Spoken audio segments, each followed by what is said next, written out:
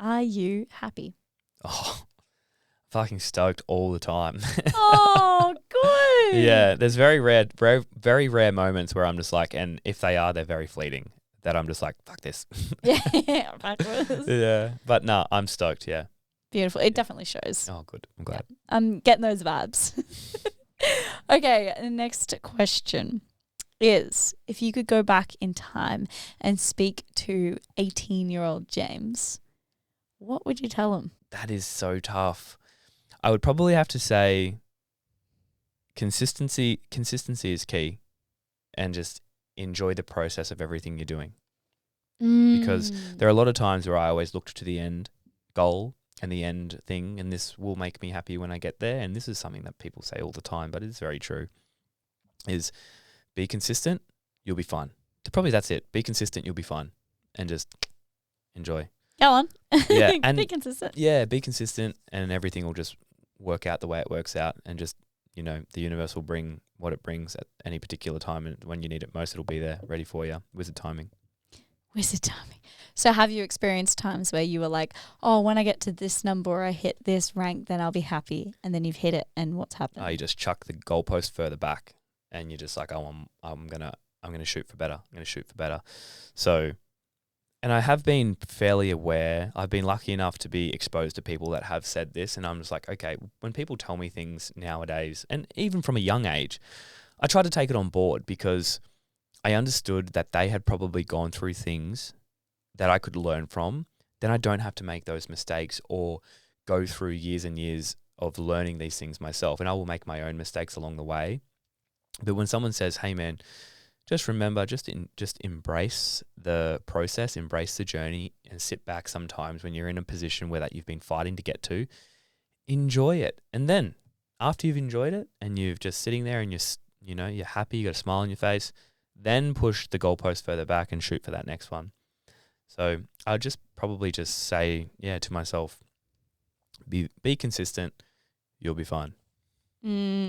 Okay.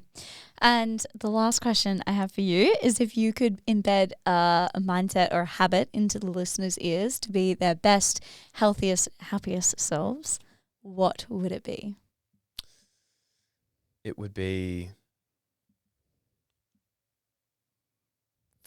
I'd just say, figure out what you're passionate about, and then figure out a way to incorporate that into a daily practice or a daily career or a daily job or a daily task. Figure out what you're passionate about, what makes you happy, what makes you excited, because at the end of the day, if we can do what we're passionate about on a daily basis, then we're constantly living for joy, we're constantly living for smiles, we're constantly living to be happy, we're constantly living to be excited.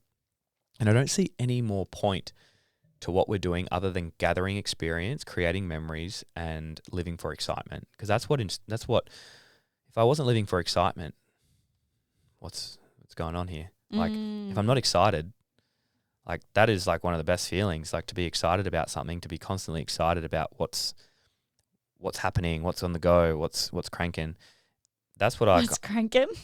that's like kind of what it all is about. And during that whole process, it's like, oh man, what other types of experiences can I bank? What other types of experiences can I gather? And whether they're hard physical tasks or whether they're hard business goals or relationship goals or things that I want to expose myself to, that's what makes me excited. And then if I can figure out that I'm passionate about that, and then if I'm also passionate about something else as well, which is helping people with their health, their fitness, their performance, their longevity, if I can combine the two together, then I'm like, that's awesome. So figure out what you're passionate about, and it might be a multitude of things, and combine them together and see how you can work that into some type of daily hobby, business, routine, practice. That'll be like, find your purpose, find your passion, figure out what it is, and then it might change, and that's okay. Yeah. That's refreshing to hear, because I think a lot of people like, I've got to grind and I'm not going to enjoy any of it and it's going to be hard. Might change what you're passionate about right now might not be the same in 12 months' time. It's like, okay, well, now I'm this, fitnessy person.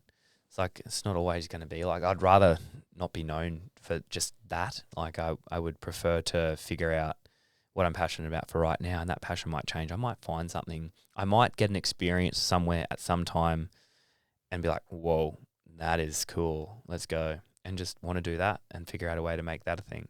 That's so good that you realize that. I think a lot of people chain their identities to something they used to be passionate about, and then when it changes, they're like, yeah. oh no. Or it's like they get so deep that they can't let it go, that sunk cost fallacy sort of scenario where you're just like, oh man, I've been punching at this for like 8 years, can't let it go. Maybe you should let it go if you don't really like it. Yeah, but it'll just make the next thing that you do even better because you have experience in some capacity. Exactly. And it's never, there's always a silver lining somewhere.